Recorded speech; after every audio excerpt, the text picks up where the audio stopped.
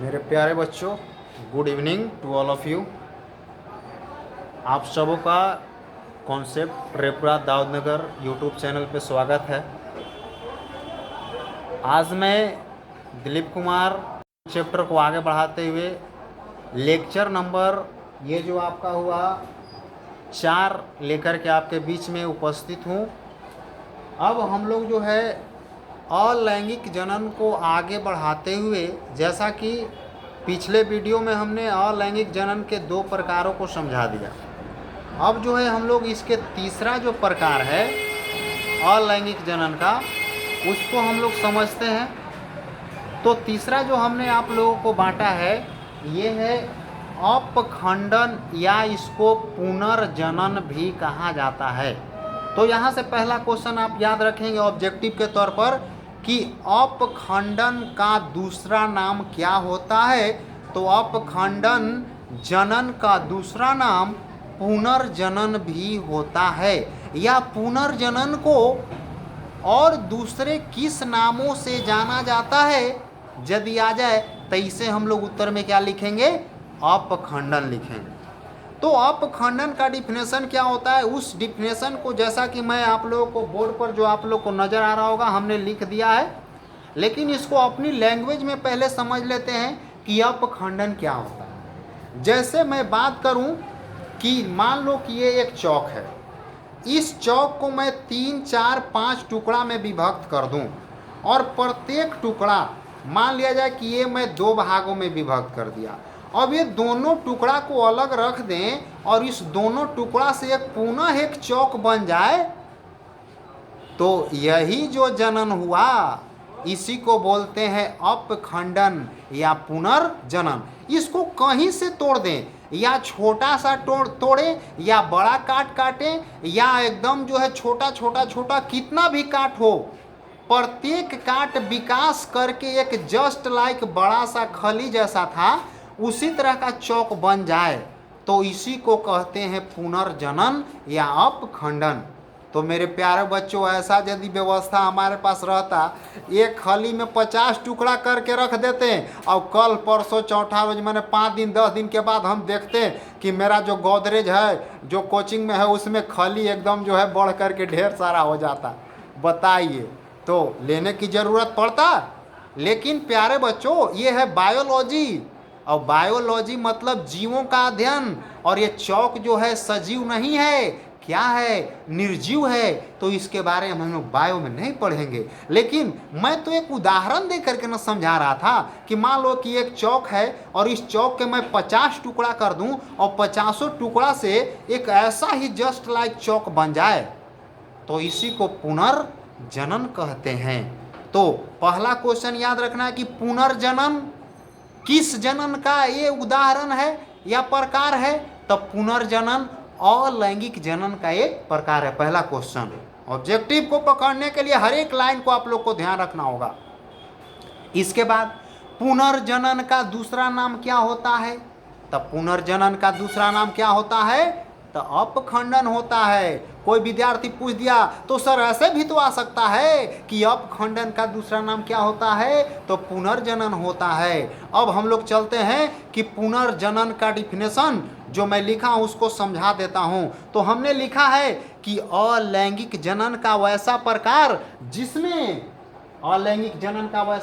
जिसमें जीव का शरीर किसी कारणवश, चाहे वो प्राकृतिक रूप से हो या कृत्रिम रूप से हो, 2 या 2 से अधिक खंडों में बंट जाता है, टुकड़ों में बंट जाता है, और प्रत्येक खंड या टुकड़ा विकास करके एक जीव बन जाता है।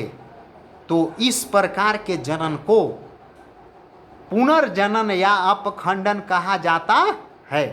देख लेते हैं एक बार कि अलैंगिक जनन का वैसा प्रकार जिसमें जीव का शरीर किसी कारणवश प्राकृतिक या कृत्रिम 2 या 2 से अधिक भागों में खंडित हो जाते हैं, और प्रत्येक खंड विकास करके एक जीव बन जाता है, और तो इसे पुनर्जनन या अपखंडन कहा जाता है। और इसका सबसे सुपर उदाहरण, बेहतरीन कह लो या सबसे हाईलाइटेड कह लो, जो परीक्षा में हमेशा पूछे जाते हैं, इसका उदाहरण है स्पाइरोगाइरा और दूसरा उदाहरण है पोलेनेरिया।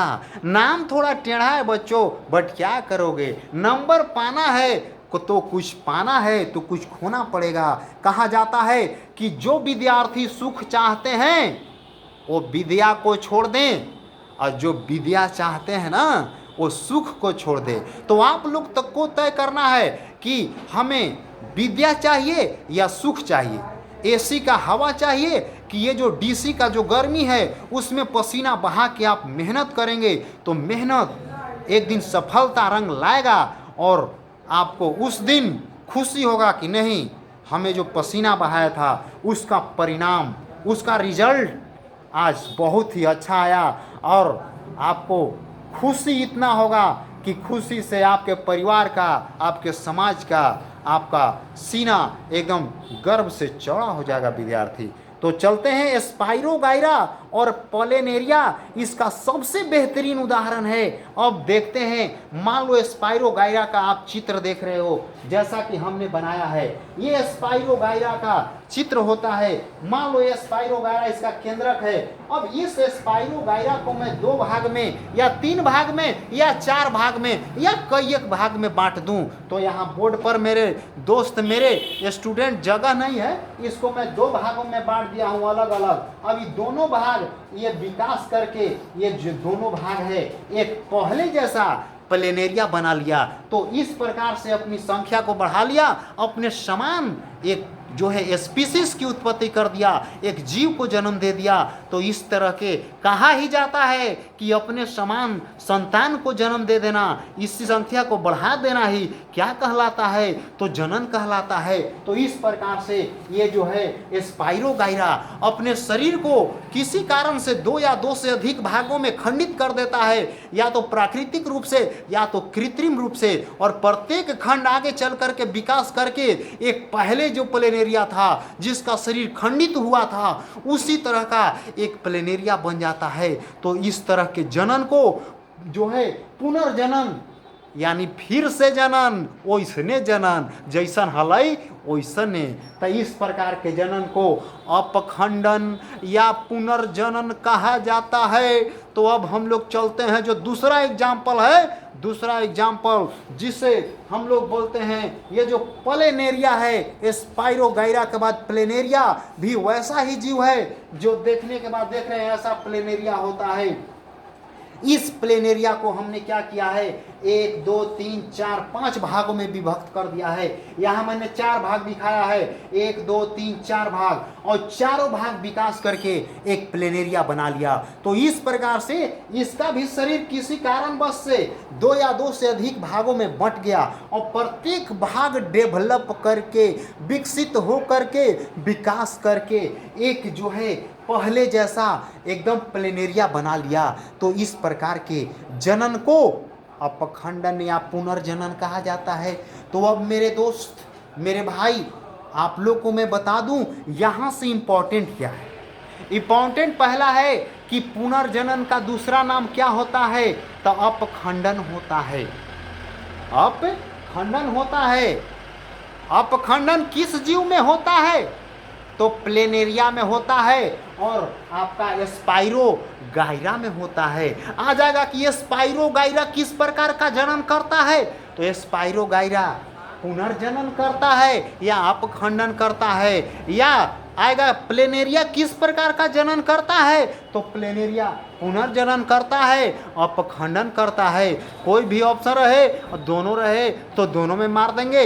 इस प्रकार से पूछ देगा कि अपखंडन किस जनन का उदाहरण है या पुनर्जनन किस जनन का उदाहरण है, तो पुनर्जनन जो है आपका अलैंगिक जनन का उदाहरण है।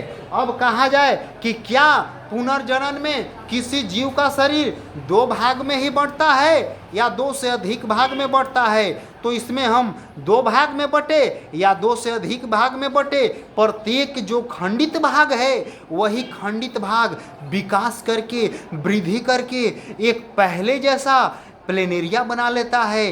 तो यही कहलाता है पुनर्जनन या अपखंडन। तो मेरे प्यारे बच्चों, अब मैं उम्मीद करता हूं कि अलैंगिक जनन का ये जो आपका तीसरा प्रकार है ये आपको अच्छी तरह से समझ में आ गया होगा। नहीं समझ में आया तो आप कमेंट कर दें कि सर इसे फिर से आप थोड़ा समझाने का प्रयास करें, या जो चीज़ आपको समझ में नहीं आता है कम से कम आप कमेंट में मेरे विद्यार्थियों लिख दिया करें कि सर इसका मतलब क्या होता है, उसको मैं बताने का प्रयास करूँगा। तो अब मैं इस वीडियो को यहीं पर विराम करता हूं। प्यारे बच्चों, आप इस वीडियो को दोस्तों के पास शेयर करें, लाइक करें, सब्सक्राइब करें। जय हिंद, जय भारत।